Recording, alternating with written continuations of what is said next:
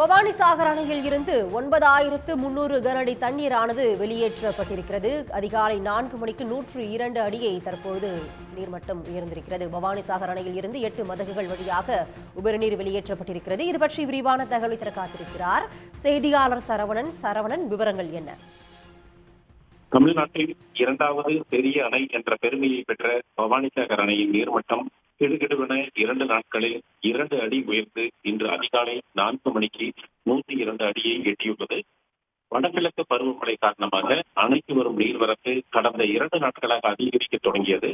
உதகை மற்றும் அணையின் நீர்பிடிப்பு பகுதிகளில் பெய்து வரும் கனமழை காரணமாக அணைக்கு நீர்வரத்து அதிகரித்து இன்று 102 அடியை எட்டியது. அணையின் மொத்த நீர்மட்ட உயரம் 105 அடியாகும். நடப்பாண்டில் கடந்த ஆகஸ்ட் மாதம் 19ஆம் தேதி 102 அடியை எட்டியது. அதன் பிறகு தற்போது இரண்டாவது முறையாக இன்று 102 அடியை எட்டியுள்ளது.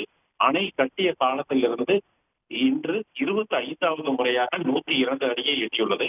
அணையின் மொத்த கொள்ளளவான 32.8 டிஎம்சியில் தற்போது 30.31 டிஎம்சி இருப்பு உள்ளது.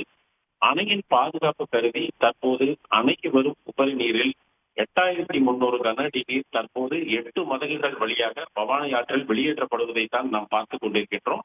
பாசனத்திற்காக 1000 கன அடி மற்றும் என மொத்தம் 9300 கன அடி நீர் வெளியேற்றப்படுகிறது.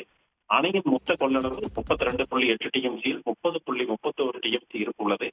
அணையின் நீர்மட்டம் 102 அடியை எட்டியுள்ளதால் வெள்ள அபாய எச்சரிக்கை விடுக்கப்பட்டுள்ளது. கரையோரம் மற்றும் தாழ்வான பகுதிகளில் வசிக்கும் பொதுமக்கள் பாதுகாப்பான இடங்களுக்கு செல்லுமாறு மாவட்ட நிர்வாகம் அறிவுறுத்தியுள்ளது. உடனுக்குடன் செய்திகளை தெரிந்து கொள்ள சன் நியூஸ் பெல் ஐகானை கிளிக் பண்ணுங்க.